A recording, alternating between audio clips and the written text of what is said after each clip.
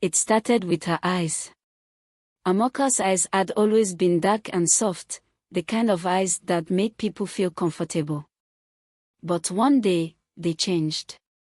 I was sitting across from her at breakfast, and for a split second, I saw it. Her pupils were thin, like slits.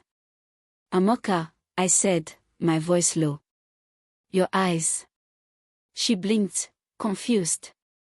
When I looked again, they were normal. "What about my eyes?" she asked, smiling like nothing had happened. I didn't know what to say. I figured maybe I was imagining things. But deep down, I knew I wasn't. Amaka is my cousin, but we grew up like sisters. Her mom died when she was young, so she moved in with us. She was always the brightest, happiest person in the room, the kind of person who could make you laugh no matter what. But after her 18th birthday, everything about her felt off. It started small. She stopped going outside as much. She kept her room dark, and she was always cold, even when it was blazing hot outside.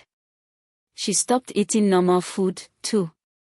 All she wanted was eggs and meat, raw, if she could get away with it. At first, my mom said it was just a phase. "Teenagers are weird," she told me. But this wasn't normal.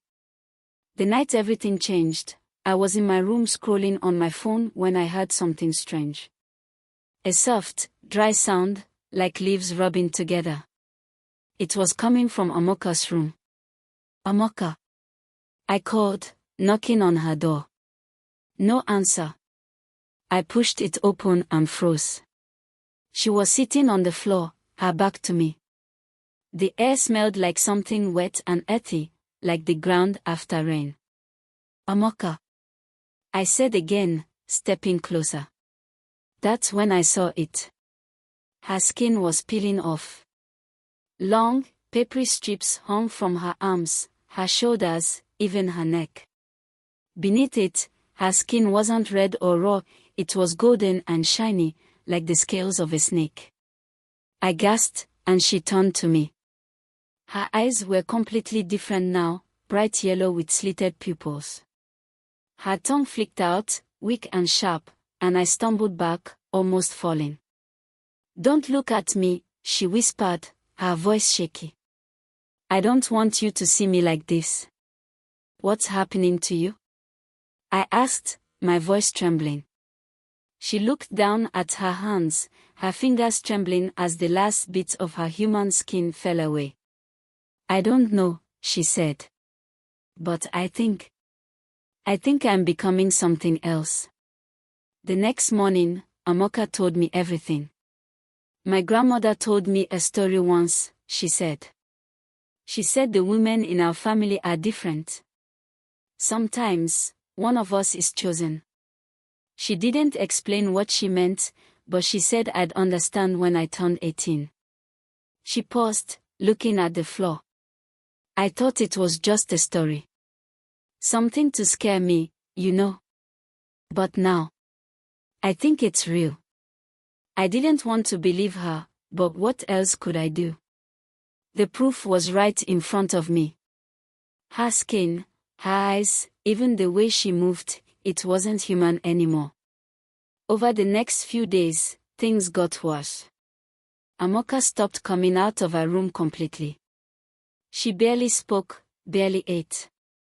Her body was changing, and there was nothing I could do to stop it. One night, I woke up to the sound of hissing. I grabbed a flashlight and followed the noise to the backyard. That's where I saw her. She was lying in the grass, her body coiled like a snake.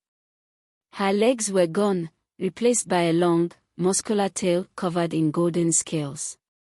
She looked at me, her eyes glowing in the dark, and for a moment, I thought she was going to attack. But she didn't. Instead, she whispered, "I'm sorry." Then she slithered away into the darkness. We never saw Ijeoma again after that night. The villagers talked about a giant snake they'd seen near the river, a creature that seemed too smart to be an animal. Some said it was a spirit, others said it was a curse. Only I knew the truth. Sometimes, when I walk through the forest, I feel like I'm being watched. I hear hissing in the distance, and I wonder if it's her. I wonder if she's still out there, waiting for the day she can come back. But deep down, I know she never will.